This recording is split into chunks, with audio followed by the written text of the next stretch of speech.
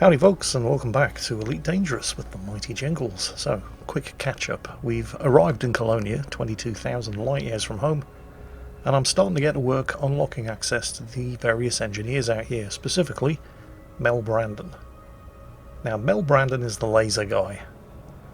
Luckily, I did, at least while I was back in the bubble, have access to an engineer who allowed me to upgrade my lasers to grade 3. Not the grade 5 access that Mel Brandon promises, but it's a good enough start. So I've outfitted the Anaconda with a bunch of grade 3 upgraded large beam lasers, and I'm flying out to this hazardous resource extraction site where there is no security system link, so any fights that I get into are strictly between me and whoever I'm picking the fight with. There'll be no security response, because Mel Brandon requires that you furnish him with 100,000 credits worth of bounty vouchers, but Mel's kind of picky. There's a specific pirate faction that he's interested in, and they're called the Nameless. Like this guy.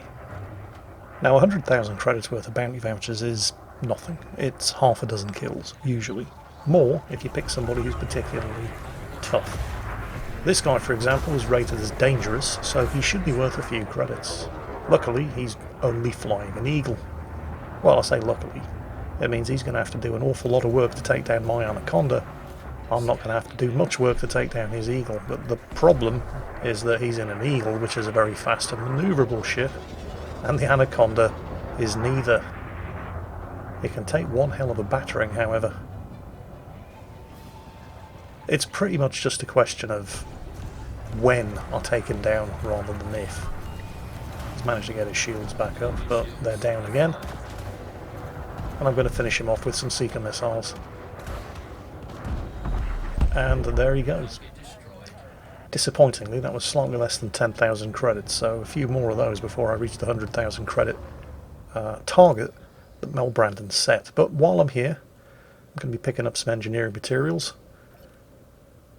Send a couple of collector drones out to go through the salvage and get some stuff, while not forgetting to deploy my cargo bay.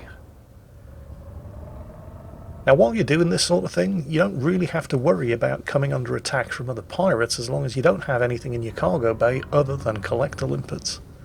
Non-player character pilots will fly over and give you a quick scan to see if you're carrying anything worth their while, and, well, if all you're carrying are cargo limpets, you're not carrying anything worth their while. This, of course, isn't going to keep you safe from the attentions of player pirates, who are just as likely to blow you up for the lols as for anything contained in your cargo bay. And if you're sitting there with your cargo scoop deployed, picking up salvage, your speed manoeuvrability are limited, and you can't use your engine boost.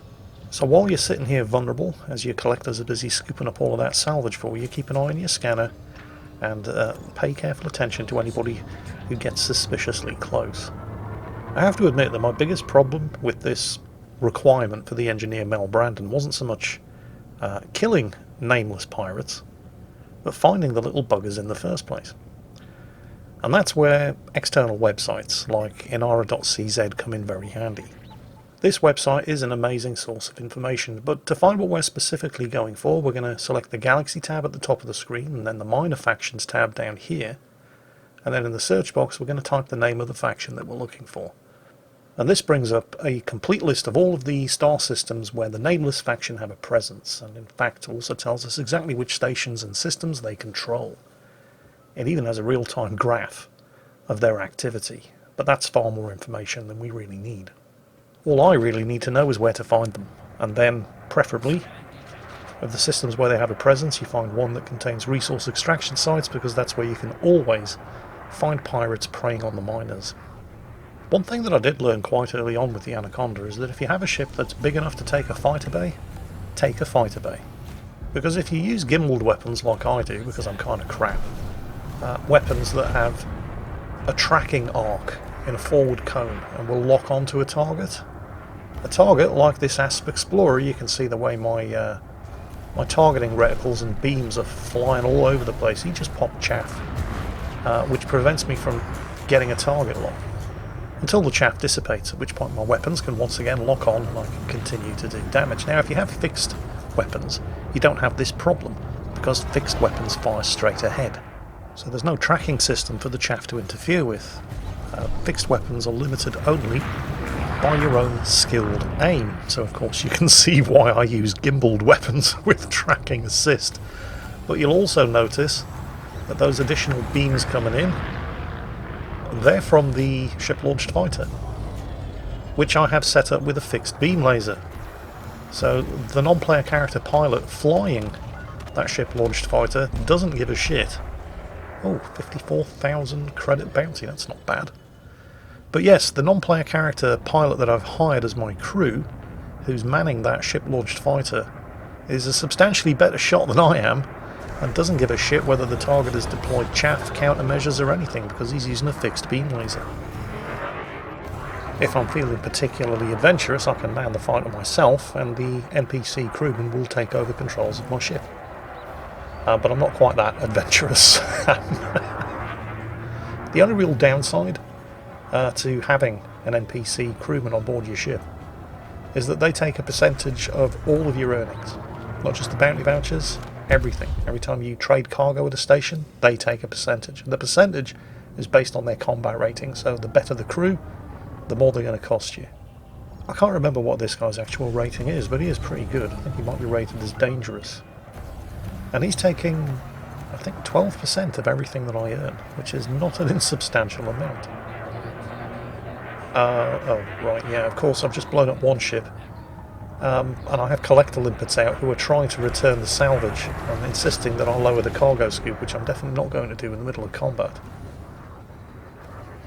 This current target in the Vulture has proven to be problematic. I mean, the Vulture's a decent ship, and on paper it's not as manoeuvrable or as fast as an Eagle, but I'd seem to have no problems with Eagles and all kinds of trouble with Vultures.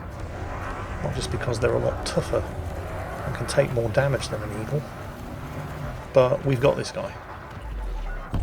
Oh, 50,000 credit bounty. That's me pretty much done with Mel Brandon. That should be more than enough to cover the 100,000 credits and bounty vouchers on the nameless that he wants.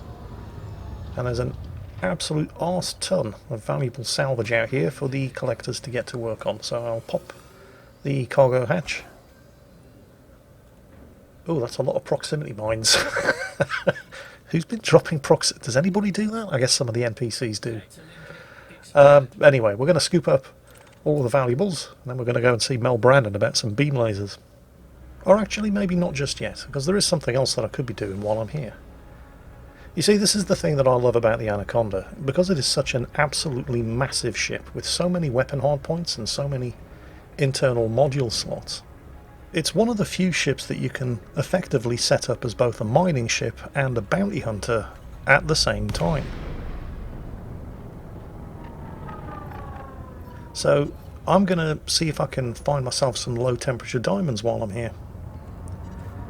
Now that is going to attract the attention of pirates, of course, because if I have some low temperature diamonds in my cargo hold, they're not just going to scan and leave, they're going to attack.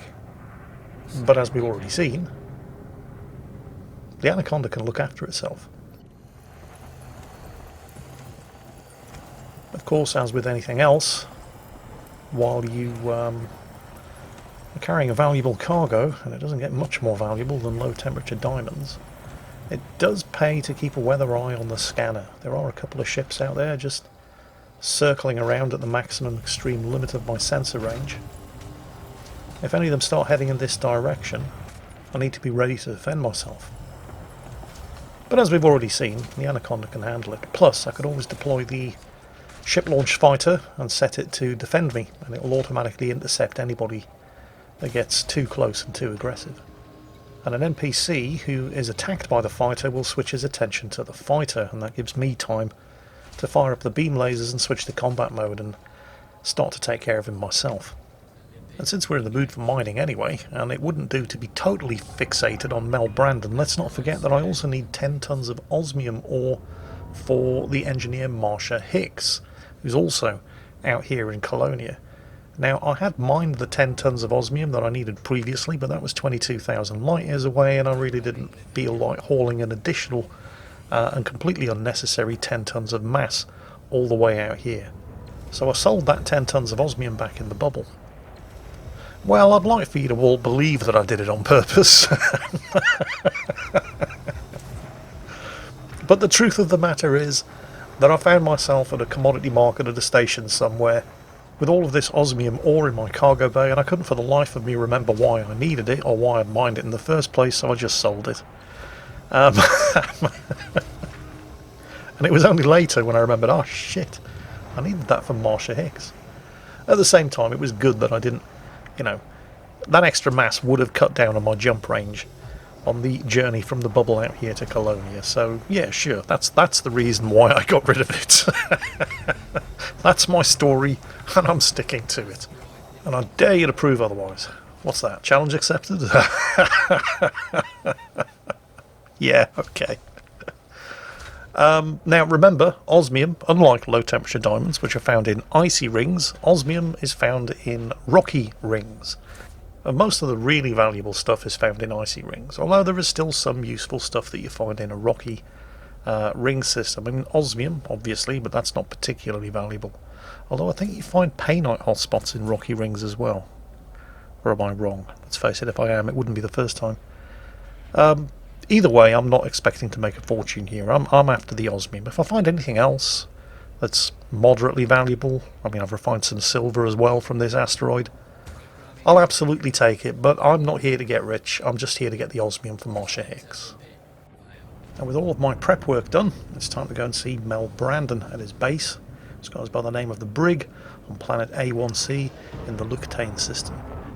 Now, I understand that there's a scurrilous rumour going around that when I was selling off all of the low temperature diamonds that I just mined, I may have inadvertently also cashed in the bounty vouchers that Mel Brandon wanted at the nearest system authority office. I'd like to say that there's about as much truth to that rumour as the rumour claiming that I accidentally sold off all of the osmium that I was planning to haul out here for Marsha Hicks. There is no truth to that rumour, and I definitely did not have to go out to the nearest hazardous resource extraction site and farm even more pirates to make up the 100,000 crows worth of bounty vouchers again. Son of a biscuit eater. And anybody who says differently, I'll see you in court. Look, it was a simple mistake. It could have happened to anybody. Anyway, we're here. Or almost, at least. And there we go. Right, Mel Brandon. I have 100,000 credits worth of bounty vouchers gained from shooting up nameless faction pirates. I hope you understand the trouble that I went through to get these. And I hope you're bloody happy. But there it is, grade 1 access. And as you can see, Mel provides access to a massive range of upgrades. It's worth remembering, however, that no engineer can provide upgrades to modules that you don't actually have equipped on the ship that you're flying when you visit them, which is another good reason for turning up in an Anaconda, because of the massive range of modules and weapon systems that this ship can actually fit. Of course, it's not surprising that the Colonia engineers do offer such a comprehensive range of services, because there are not that many of them out here. I think there are 4, as well as Mel Brandon, there's Etienne, Marsha Hicks, and Petra Almanova.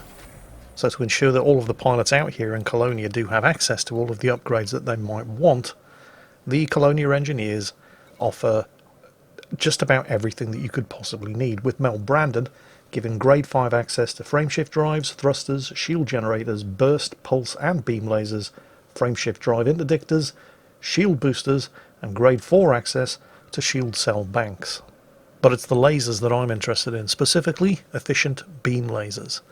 Mel Brandon is the only engineer that I have access to who provides this service. So this is the blueprint that I'm going to pin, so that when I do make it back to the bubble, I can use remote engineering to apply efficient beam laser upgrades to every ship that I have without having to fly them all out here to Colonia and get Mel to do them in person. You see, beam lasers offer the highest damage per minute of all of the laser weapons, pulse, burst or beam, but they're easily the most inefficient.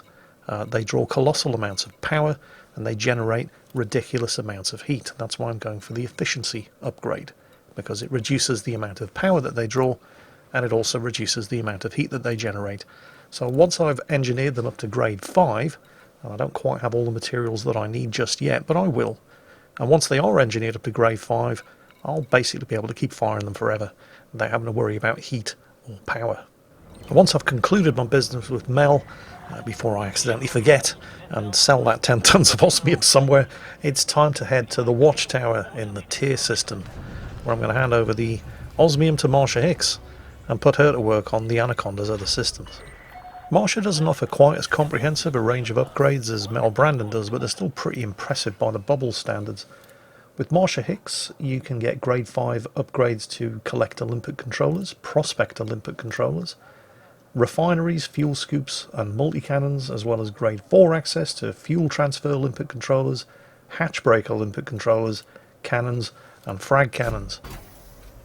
There is one engineer out here in Colonia that I decided I really didn't want to do business with. His name's Etienne, and he's a bit of a creep. I mean, what else would you expect? He's obviously French. And that sound you can hear is all of my French subscribers hitting the unsubscribe button as fast as they possibly can. You gain access to Etienne via Liz Ryder back in the bubble. And the meeting requirements are quite simple. Just gain a trade rank of dealer or higher. And if you've been following this guide, you'll have achieved that ages ago. The thing about Etienne is, well, on the one hand, the upgrades that he provides, while they are fairly comprehensive, I either don't really need or I already have access to from other engineers back in the bubble. Yes, Hakazuki, I'm getting to the creepy part. And here's the creepy part. The final unlock requirements for Etienne are that you have to provide him with 25 units of occupied escape pods. Yeah. What does he want with occupied escape pods? What's he doing with the occupants?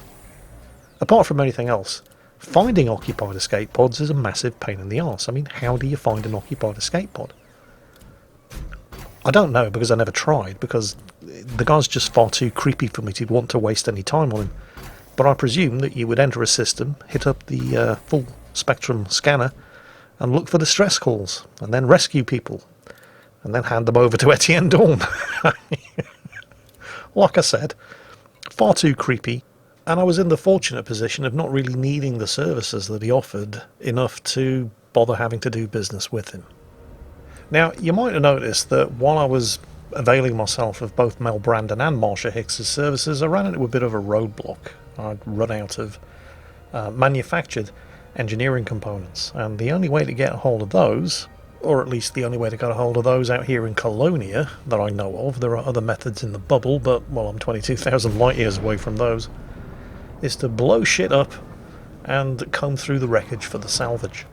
Which is why you find me back in a planetary ring system looking for pirates, and of course it doesn't take too long before somebody comes sniffing along trying to find out what it is you've got in your cargo hold. This guy will do. It's a Mark IV Viper, it's pretty fast, it's pretty powerful, but I've got the hang of this. Oh shit, hatch breaker limpets. We're not having that. Let's launch the fighter, and it's here where I kind of screwed up, because rather than putting my trusty crewman Claude into the fighter, I hit the wrong button and launched myself, and I've never actually flown a fighter in combat before, and so I kind of briefly flailed around in panic, thinking, oh shit, I have to get back on board the ship, but actually I don't have to get back on board the ship, because if I'm in the fighter, Claude takes the controls of the Anaconda, and he's better at it than I am. So, yeah, what the hell, in for a penny, in for a pound. May as well do this. This is actually really fun. I mean, the fighter is ridiculously fast and manoeuvrable, much more so than I'm used to, particularly after flying an Anaconda, which, let's face it, it's big, it's powerful, it's well armoured and well shielded, but it handles a bit like a bus. Not so the fighter. Particularly this class of fighter. This is an Imperial GU-97, and what it lacks in shields and armour it makes up for in speed and manoeuvrability. I'd like to think that I'm making a massive contribution to the fight here, but, well, let's face it, with a pilot like Claude in charge of the Anaconda, he's already made short work of the Viper's shields and blasted its hull down to next to nothing. And he's done that just with the Anaconda's 3 beam lasers and a couple of Seeker missiles. I mean, I'm helping, but the fact that the Viper isn't paying any attention to me should indicate exactly where the lion's share of the damage in that engagement was coming from, and that was a nearly 60,000 credit bounty. So, nicely done, Claude. He's definitely earning his pay. So, I'm going to want to scoop up that salvage, and for that I'm going to have to get back on board the Anaconda. Now, there are two ways that you can do this, because I'm not actually in the fighter. I'm piloting it via telepresence. So I could simply swap positions with Claude, or I could just do it the old-fashioned way and dock in the landing bay. Of course, in order to do that, I'm going to have to request docking permission, because right now Claude is trying to keep station with me. So the harder I manoeuvre to try to line up with the back of the Anaconda, the harder he's going to attempt to maintain position. So go into the menu, request docking permission, at which point he'll pop open the landing bay and hold position. There we go, he's holding the ship steady, and you can see the flight path indicator. Or you would be able to if I wasn't looking in the direction of a pop-up heads-up display. Let's swing it around. There it is. All you have to do is fly into the area indicated by the blue holographic pulsing square thingies. I think that's the technical term. I don't know. And once you're in here, the landing is pretty much automatic, which is probably just as well. Permission to come aboard, skipper. And we're in. And that puts me back in control of the Anaconda. Nice job, Claude. Now, while that was undoubtedly fun, it was probably more fun because I didn't realise I was doing it until it happened.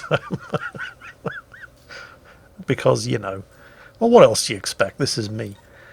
We're setting the limpet collectors out to pick up the salvage dropped by the Viper. And it was fun, and it's certainly efficient. I mean, it gets the job done, but while the Anaconda is a good ship, it's not actually that much fun to fly. It is a bit of a bus. Nevertheless, I do like the flexibility offered by having a fighter bay, and I'm not too keen to give it up. There is, however, a solution to both of these problems. I'm going to invest in a new ship, something that's a bit more designed for combat than the Anaconda, while still having good jump range, and also carrying a fighter bay. There's only one ship in the game that's a medium class ship that satisfies all of these criteria. It's called the Crate Mark II, and it's a bit of a badass. And this is the ship that I'm going to be using to continue my adventures out here in Colonia. All that coming up in the next episode. In the meantime, I hope you've enjoyed this one, and as always, stay safe, take care, and I'll catch you next time.